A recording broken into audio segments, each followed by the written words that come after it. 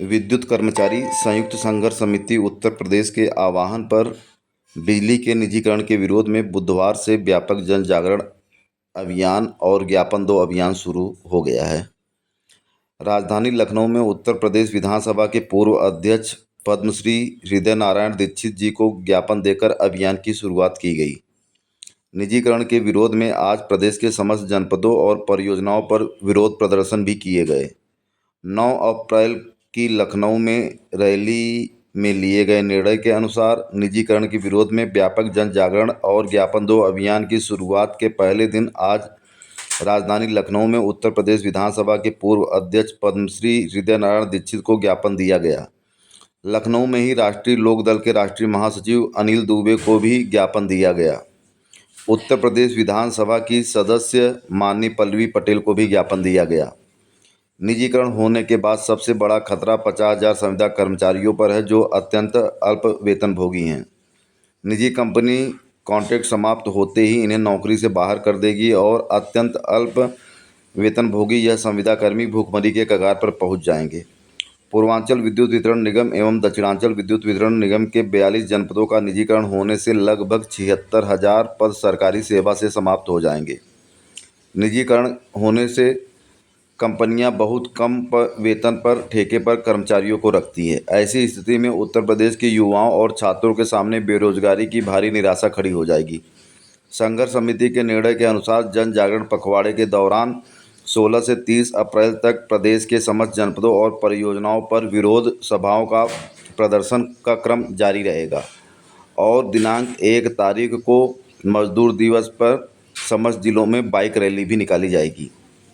आज प्रदेश भर में व्यापक जन जागरण और ज्ञापन दो अभियान के साथ विरोध सभाओं का क्रम आरंभ हो चुका है।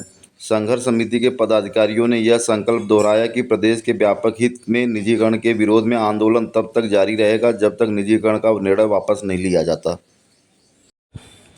निजीकरण के लिए ट्रांजैक्शन कंसल्टेंट के रूप में चुनी गई सलाहकार कंपनी, जो कि ब्रिटिश कंपनी है, ग्रांट थॉर्नटन ने निविदा प्रक्रियाओं के दौरान शपथ पत्र दिया है कि उस पर 3 साल के दौरान कोई जुर्माना नहीं लगा है, जबकि अमेरिका के regulator public company accounting oversight board ने फरवरी 2024 में कंपनी पर $40,000 का जुर्माना लगाया था।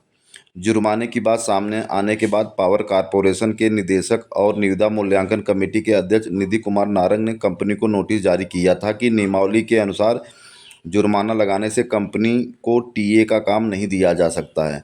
ऐसे में फिर निजीकरण की प्रक्रिया में पेच फंस सकता है।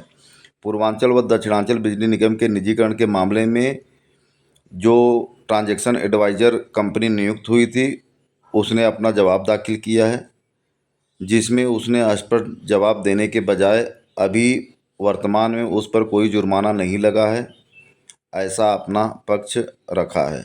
निविदा मूल्यांकन कमेटी के कानून पहलुओं की जांच कर रही है, तो वहीं उपभोक्ता परिषद के अध्यक्ष अवधेश कुमार वर्मा ने कहा कि गलत शपथ पत्र देने से संबंधित कंपनी पर कार्रवाई होनी चाहिए। निविदा प्रक्रिया से जुड़े ऊर्जा विभाग के अधिकारियों पर भी कार्रवाई होनी चाहिए, क्योंकि कंपनी के गलत शपथ पत्र देने के बाद भी उसे टीए का काम दे दिया गया। उन्होंने बताया कि यह नियम है कि निविदा में झूठा अभिलेख देने पर संबंधित फर्म को सीधी काली सूची में अर्थात ब्लैक लिस्टेड हो जाना चाहिए। कंपनी को ब्लैक लिस्ट करने के लिए पावर कॉरपोरेशन के अध्यक्ष का फैसला अंतिम होगा।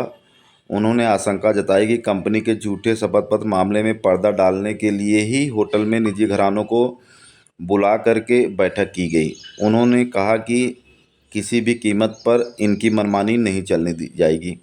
ग्रांट थॉर्नटन के जवाब के परीक्षण में खामियां होने से उनको पुनः नोटिस जारी कर दी गई है। पूर्वांचल और दक्षिणांचल विद्युत वितरण निगम के निजीकरण के लिए बनाए गए सलाहकार के जवाब में पावर कॉरपोरेशन को परीक्षण में खामियां मिली। इसके बाद सलाहकार कंपनी ग्रांट थॉर्नटन को एक और नोटिस जारी करके स्पष्टीकरण मांगा गया है। इसी बीच यह भी सामने आया है कि मुख्य सचिव की अध्यक्षता वाली एनर्जी टास्क फोर्स ने खुद भी सलाहकार की योग्यता में पैमाना तय किया था कि उस कंपनी पर बीते 3 साल में कोई भी जुर्माना नहीं लगा होना चाहिए। निजीकरण का मसौदा तैयार करने वाली कंपनी पर अमेरिका में बीते साल फरवरी में $40,000 जुर्माना लगा होने की बात खुलासा राज्य विद्युत परिषद उपभोक्ता परिषद ने किया था।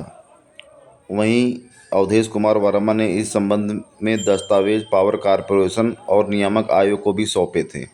कंपनी ने टेंडर लेने के लिए जो शपथ पत्र दाखिल किया था उसमें लिखा था कि उस पर 3 साल में कभी भी जुर्माना नहीं लगा है, लेकिन वहीं वास्तविकता में देखा जाए तो उसके ऊपर जुर्माना लगा हुआ था।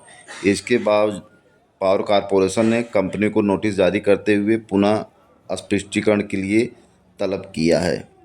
तो दूसरी तरफ विद्युत कर्मचारी संयुक्त संघर्ष समिति द्वारा भी लगातार प्रबंधन पर पूंजीपतियों से मिलीभगत का आरोप लगते आया है और अब ये जो हो रहा है उससे इस बात को बल मिल रहा है कि पावर कॉरपोरेशन प्रबंधन और पूंजीपति कंपनियों द्वारा मिल करके जो भी नियम कानून अपने अनुसार फ़ायदे के अनुसार तय कर लिए जा रहे हैं, जिसमें सरकार को भी गुमराह किया जा रहा है। साथ ही मीडिया में जो उन लोगों के द्वारा जानकारी या प्रबंधन द्वारा दिया जा रहा है वह भी गलत जानकारी दी जा रही है। अब इसकी वास्तविकता क्या है यह तो स्पष्टीकरण और जब जांच होगी तो जांच के बाद ही स्पष्ट होगा। धन्यवाद।